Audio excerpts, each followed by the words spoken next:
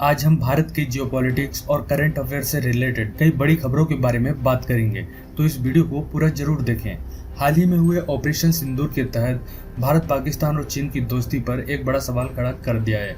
भारत की ताकत और तकनीक का तो पहले से ही पूरी दुनिया में लोहा माना जाता है, लेकिन इस बार सबसे बड़ा झटका पाकिस्तान को बलूच विद्रोहियों ने दिया है। बलूचिस्तान की कुछ विद्रोही लड़ाकों ने पाकिस्तान की सेना की एक बख्तरबंद गाड़ी को बारूदी सुरंग यानी कि ईडी से उड़ा दिया है। ये गाड़ी कोई आम गाड़ी नहीं थी, बल्कि चीन से खरीदी गई एक हाईटेक मिलिट्री गाड़ी थी, जिसका नाम डोंगफेंग आर्म व्हीकल था। पाकिस्तान ने इसे चीन से इसलिए खरीदा था ताकि वो विद्रोहियों से मुकाबला कर सके, लेकिन उल्टा यही गाड़ी एक वीडियो में जलती और बिखरती नजर आई। अगर आप नहीं जानते कि बलूच विद्रोही कौन है, तो आपको बता दें कि बलूचिस्तान पाकिस्तान का एक राज्य है जो लंबे समय से आजादी की मांग कर रहा है।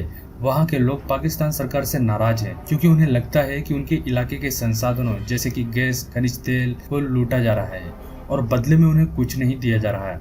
बलूच लोगों का कहना है कि उन्हें बेसिक फैसिलिटीज, रोजगार और आज़ादी नहीं मिल रही, इसलिए वहाँ कई सालों से एक अलगाववादी आंदोलन चल रहा है, जिसे हम बलूच विद्रोह कहते हैं। आपको बता दें कि वीडियो ने पूरी दुनिया का ध्यान खींचा है।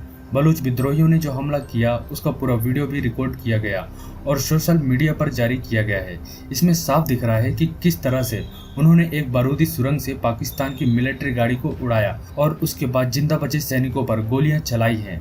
इस वीडियो के वायरल होने से पाकिस्तान की छवि को झटका लगा है और चीन को भी समझ में आ गया है कि उसकी बनाई हुई डिफेंस वेपन सिस्टम इतने भी भरोसेमंद नहीं है। पाकिस्तान ने साल 2021 में चीन से लगभग 300 डोंगफेंग मैगेसी जेन 3 CSK 182 गाड़ियां खरीदी थी। ये गाड़ियां चीन की पीपल्स लिबरेशन आर्मी के लिए भी इस्तेमाल होती हैं और इन्हें खास तौर पर खतरनाक इलाकों में सैनिकों को सुरक्षित ले जाने के लिए बनाया गया है। इन गाड़ियों में bullet proof system, high tech communication और GPS जैसे फीचर्स होते हैं। पाकिस्तान ने इन्हें खास तौर पर आतंकी विरोधी अभियानों और विद्रोहियों को काबू करने के लिए खरीदा था, लेकिन बलूच विद्रोहियों ने ये साबित कर दिया कि चाहे टेक्नोलॉजी कितनी भी एडवांस हो, जमीनी लड़ाई में हौसला और स्ट्रेटेजी ज्यादा मायने रखती है।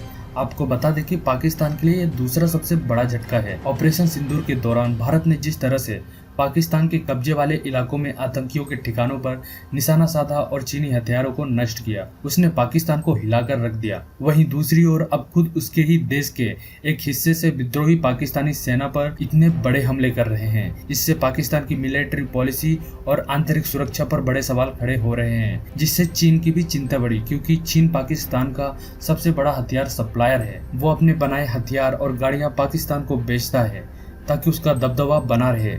लेकिन अब बलूच विद्रोहियों ने चीन के बनाए व्हीकल को कबाड़ में तब्दील कर दिया है। इससे चीन की छवि को नुकसान हुआ है, क्योंकि उसका बनाया हुआ आर्म व्हीकल एक ईडी से उड़ सकता है, तो बाकी देशों में उसकी टेक्नोलॉजी को कैसे गंभीरता से लिया जाएगा।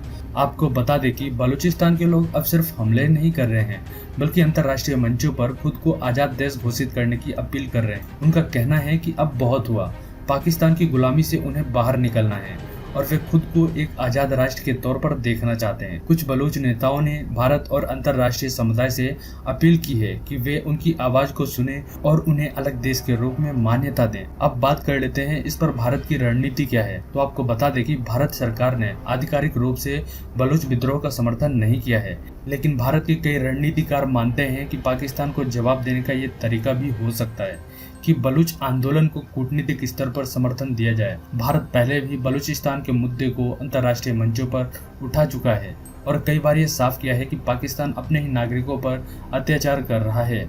अब बात कर लेते हैं अगले बड़े खबर की। तो आपको बता दें कि भारत के इंडस वाटर ट्रीटी को सस्पेंड करने के फैसले के बाद चीन ने पाकिस्तानी डैम्स के कंस्ट्रक्शन का काम तेज करने के आदेश दिए हैं। चीन की तरफ से घोषणा की गई है कि भारत की वाटर सप्लाई बंद करने के फैसले के बाद चीन ने पाकिस्तान में एक फ्लैगशिप बांध पर काम तेज कर दिया है। आपको बता दें कि चीन की गवर्नमेंट ओन्ड वाली चाइना एनर्जी इंजीनियरिंग कॉरपोरेशन 2019 से उत्तर पश्चिमी पाकिस्तान के खैबर पख्तूनवा प्रांत में मोहम्मद हाइड्रो पावर प्रोजेक्ट पर काम कर रही है। साउथ चाइना मॉर्निंग पोस्ट की रिपोर्ट में कहा गया है कि यह प्रोजेक्ट अगले साल पूरा होने वाला था, लेकिन अब इसे और तेज कर दिया गया है।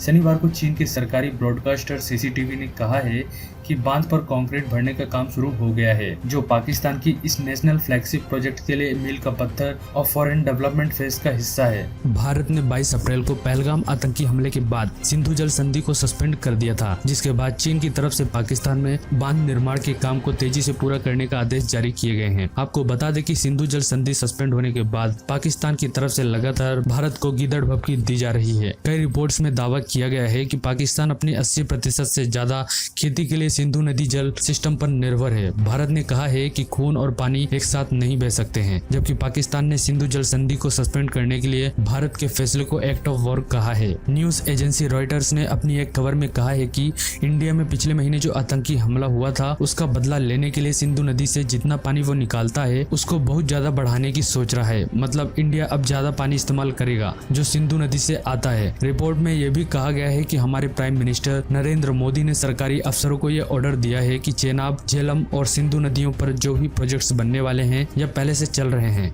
उनका काम बहुत तेजी से करो। मतलब इन नदियों पर बांध और दूसरे काम जल्दी जल्दी पूरे करो। थोड़ा सिंधु जल संधि के बारे में समझ लेते हैं।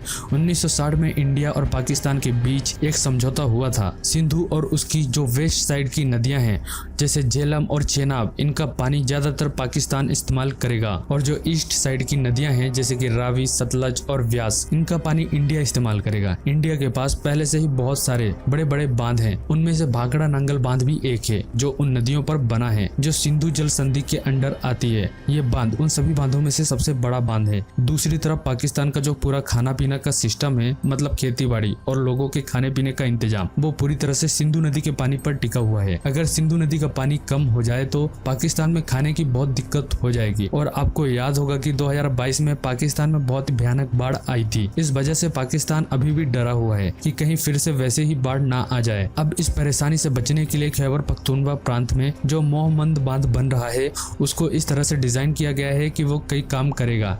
एक तो वो बिजली बनाएगा लगभग 800 मेगावाट की, दूसरा वो बाढ़ को कंट्रोल करेगा ताकि पानी लोगों के घरों और खेतों में ना घुसे, तीसरा वो खेतों में सिंचाई के लिए पानी देगा, और चौथा वो लोगों को पीने का पानी सप्लाई करेगा। ये बांध खैबर पख्तूनख्वा प्रांत की जो राजधानी है और सबसे बड़ा शहर पेशावर, उसको हर दिन 300 मिलियन गैलन पीने का पानी देगा। आपको बता दें कि इन दोनों देशों के बीच 70 साल से भी ज्यादा समय से बहुत अच्छी दोस्ती है। चीन ने चाइना पाकिस्तान इकोनॉमिक कॉरिडोर यानी कि सीपेक के तहत पाकिस्तान में बहुत सारा पैसा लगाया है। ये सीपेक चीन के एक बड़े प्लान यानी कि बेल्ट एंड रोड इनिशिएटिव का एक बहुत जरूरी हिस्सा है।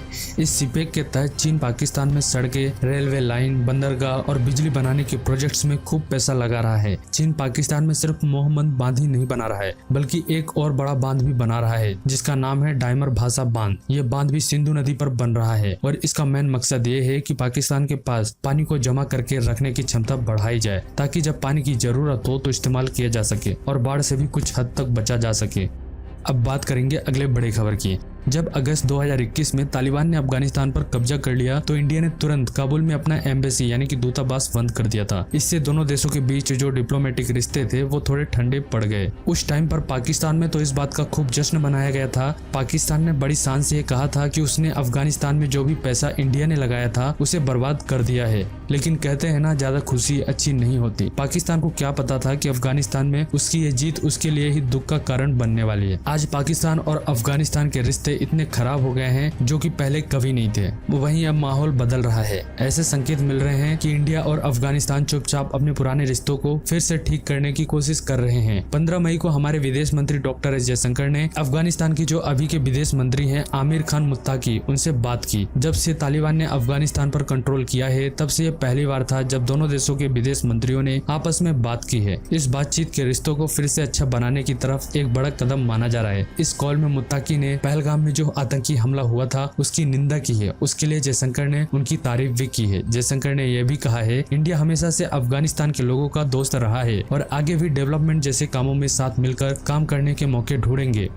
आपको बता दें कि इंडिया ने पिछले हफ्ते अटारी वाघा बॉर्डर से अफगानिस्तान के 160 ट्रकों को आने दिया था। इन ट्रकों में सूखे मेवे और दूसरे सामान थे जो अफगानिस्तान के लिए एक्सपोर्ट का एक बहुत जरूरी हिस्सा है। हालांकि इंडिया अभी तालिबान की सरकार को ऑफिशियली नहीं मानता, लेकिन जून 2022 से काबुल में इंडिया का एक भी टेक्निकल मिशन काम नहीं कर रहा है। इतना ही नहीं, इंडिया ने अफगानिस्तान की मदद करना भी जारी रखा है। भारत ने उन्हें अनाज और दवाइयां भर भर के भेजी हैं। हिंदुस्तान टाइम्स को दिए एक इंटरव्यू में तालिबान के प्रवक्ता सुहेल शाहीन ने कहा था कि अफगानिस्तान इंडिया के साथ अपने रिश्तों को नॉर्मल करना चाहता है और चाहता है कि इंडिया वहां पर इन्वेस्टमेंट करे। उन्होंने ये भी कहा कि अफगानिस्तान और इंडिया के बीच पुराने रिश्ते रहे हैं और अब उन्हें फिर से अच्छा बनाने की जरूरत है। ऐसा माना जा रहा है कि इंडिया जल्द ही तालिबान की सरकार द्वारा भेजे गए डिप्लोमेट्स को दिल्ली में रहने की परमिशन दे सकता है। हालांकि तालिबान के डिप्लोमेट्स पहले से ही नई दिल्ली और मुंबई में अफगान एम्बेसी और कॉन्सुलेट में मौजूद हैं। खैर, आपको बता दें कि तालिबान के आने के बाद इंडिया और अफगानिस्तान के रिश्ते खराब हो गए थे, जिसका पाकिस्तान ने फायदा उठाने की कोशिश की भी थी। लेकिन अब हालात बदल रहे हैं और इंडिया और अफगानिस्तान फिर से करीब आ रहे हैं। दोनों देशों के बीच विदेश मंत्रियों ने बात की। इंडिया ने अफगानिस्तान को मदद भेजी है और तालिबान भी इंडिया के साथ रिश्ते सुधारना चाहता है। ऐसा लग रहा है कि आने वाले दिनों में दोनों देशों के बीच रिश्ते और अच्छे हो सकते हैं। तो दोस्तों, ये सारी अपडेट्स आपको कैसी लगी आप हमें नीचे कमेंट्स बॉक्स में पिन करके जरूर बताना, और वीडियो अच्छी लगी हो तो वीडियो को लाइक और शेयर करना, चैनल को सब्सक्राइब करना मत भूलना। Thanks for watching. जय हिंद।